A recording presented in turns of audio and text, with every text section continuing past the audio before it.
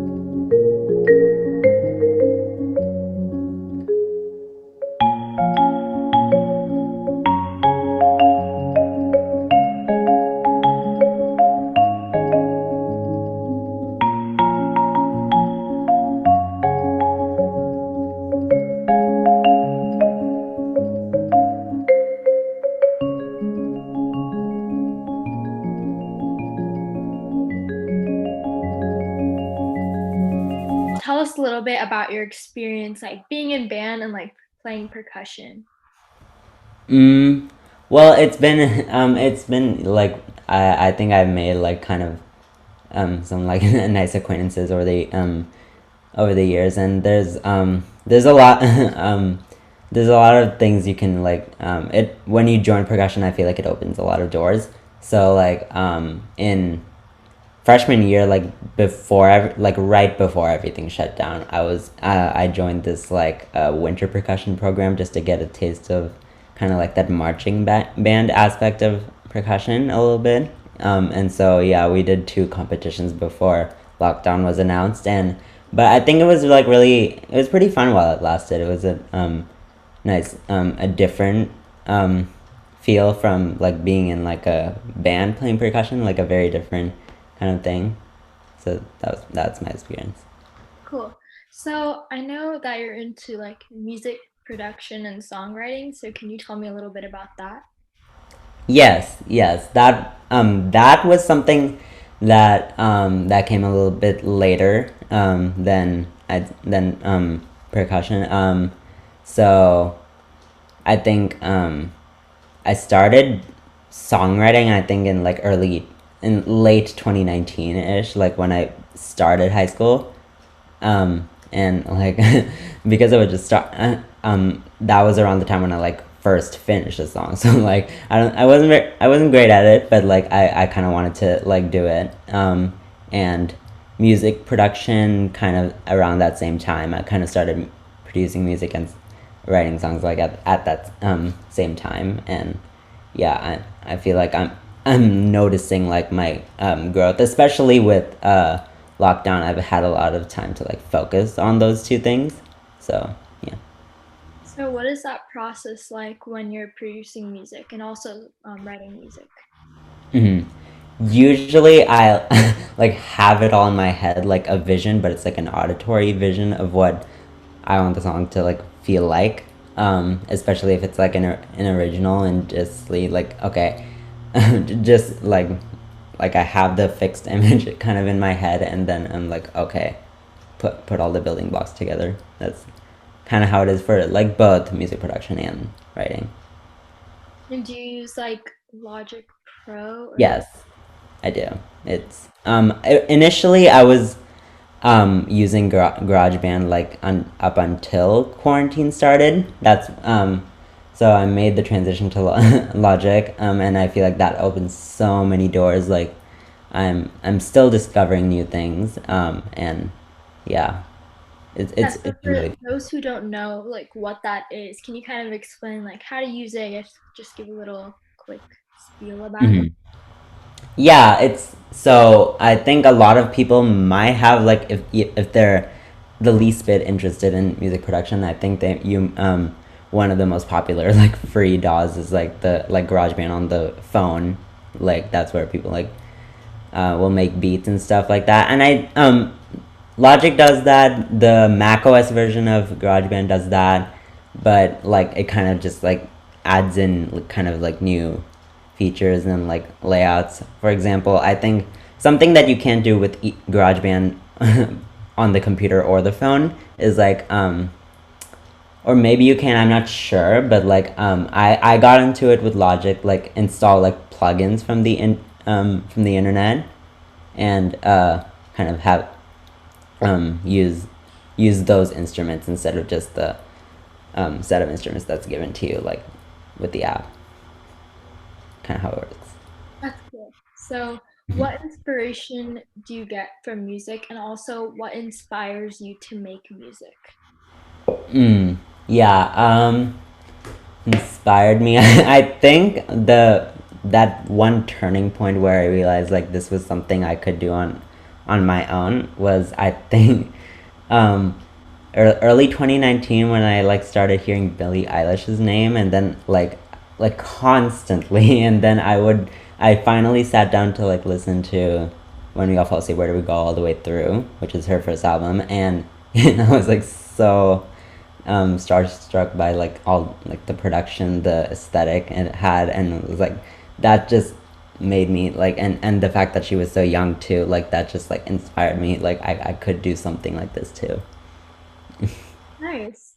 So, what do you enjoy the most about, playing percussion, being part of band, and like music production? What do I enjoy the most? I enjoy like the I'd say the liveliness of it, and that you're able to like, especially when you're in with other people in a room, like you're able to make a lot of friendships and things like that. That would be my like two most favorite parts about it in general. What is something that you've learned from your time with music? I've learned. I've learned to like, especially now, just don't doubt yourself. Don't second guess yourself. I second guess myself like all the time, and I'm trying to like kind of tone down on it because like you just like never know what's going to like resonate with people sometimes. Yeah, and you just have to like be brave and like go for it because Yeah. it might be worth it. How has the pandemic affected your music experience and the way you play music? Mhm. At the beginning, I was disappointed that like we don't get to like do things in person anymore because like um, we just have to like create like virtual videos and stuff. Like that's something I kind of miss right now, like performing live, and I'm glad we're like kind of coming out of the tunnel. But even at the same time, with those things being like taken away, I feel like the pandemic like opened so many doors. Like with with I was earlier talking about like DAWs, I kind of like sat down. Okay, let's elevate this, and yeah, that's when I like I started like really elevating my music production, my songwriting. So in that sense, that's how my music kind of went to another level, I guess. What is a memorable experience that you've had with music? A memorable experience. Ooh, I one thing that I will treasure was when in eighth grade, I like at the end of eighth grade, I got to play